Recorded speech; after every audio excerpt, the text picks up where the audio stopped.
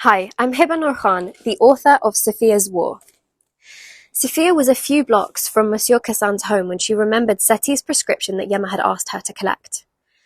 The pharmacy she found smelled of pear drops and hospitals, and the pharmacist waited patiently as Safiyyah fumbled in her school bag for the prescription. Just as she handed him the crumpled scrap of paper, a monstrous green truck pulled onto the curb outside aggressively. The doors were flung open and 2 German soldiers leaped down at once. The taller one with blonde hair didn't even close his door before charging towards the pharmacy. For a stomach-lurching moment, Safiyyah thought they were coming for her. Had they been the ones who had raided Monsieur Kassan's house? Had they known that she'd been there and was his friend? She watched, frozen to the spot, as the shorter of the 2 called after the first, who had an almost maniacal look in his eyes as he charged towards them. The pharmacist was frozen too, staring in horror as the pair swung open the door to his shop. Safiyyah had shrunk into the corner against the shelves, almost knocking over a tinted glass bottle of cough syrup. The men charged straight to the counter, arguing loudly as they went. They hadn't even noticed Safiyyah, and clearly weren't there for her. The shorter man had a big leather bag on the crook of his right arm and was frantically offering a bottle of some sort of lotion to the other soldier with his left. Safiyyah couldn't make out a single word he was saying, but from the snappy tone that the taller one responded to him in, she knew they weren't getting along.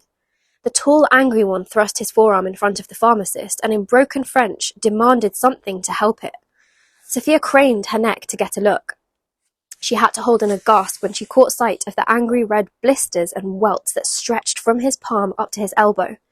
He undid the top button of his shirt, making a gesture as if to say he was overheating, and then held his head, presumably to signify a headache. The pharmacist asked how the blisters had appeared, and the shorter man began saying something in German and moved to open the leather bag he was holding, as if it held some sort of an explanation. The taller soldier turned towards him, his face like thunder, and with one violent sweep, pushed the other soldier back, swiping the bag and the bottle of lotion onto the floor.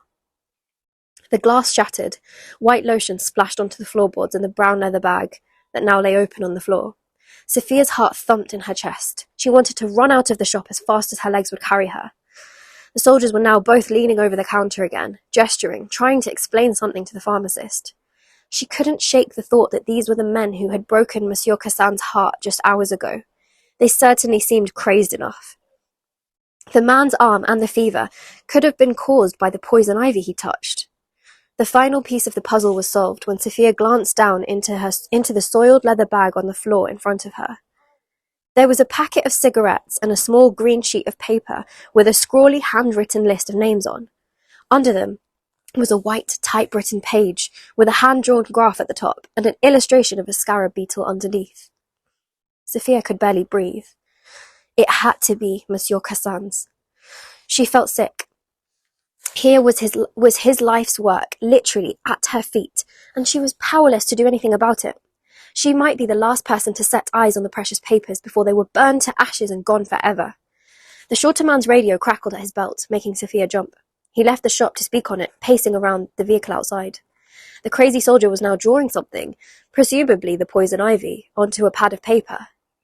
Safiyyah was barely breathing. The soldier outside was leaning against the truck and fiddling with his walkie-talkie, facing the street. The other soldier and the pharmacist were leaning intently over whatever was being drawn. Safiyyah's body moved without permission from her brain.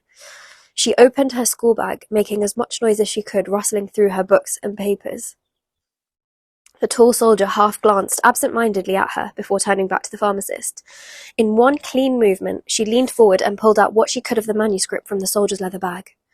The cigarettes and the list on the green paper fell back into place on the rest of Monsieur Kassan's manuscript, and Safiyyah tried to shove the papers she had taken into her open school bag. In horror, she realized that they wouldn't fit. She tried to fold the papers, but the wad was so thick that they barely curved round enough for her to attempt squashing them in. She could see from the corner of her eye that the soldier outside was hooking his device back onto his belt and turning to re-enter the shop. There was no way she could get the papers back into the soldier's bag without them noticing. There was no going back. Safiyyah turned to face the shelf behind her, shoving the wad of papers up her school shirt. As the second soldier swung open the door of the shop, Safiyyah yanked her hair tie out of her plait, pulling her curls over her neck and chest to hide any corners that might be showing through her shirt. Ah, oui. Safiyyah turned away from the shelf, keeping one hand clasped across her body so the papers didn't fall to the ground. The pharmacist had figured out what the soldier was trying to tell him and was about to begin perusing the shelf for some treatment. He paused, remembering Safiyyah's prescription, and handed her the packet of medication that she'd come for. "Mademoiselle, on your way now." He seemed keen for her to be out of there, and she was grateful. The soldier's eyes bore into her, as if they were noticing her for the first time. She kept her eyes to the floor, doing her best to keep the papers still and subtle under her top, while holding her school bag and Seti's medication in one hand, and opening the door so she could leave.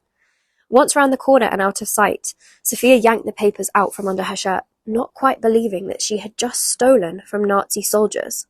Although what she stole had technically already been stolen, so it probably didn't count.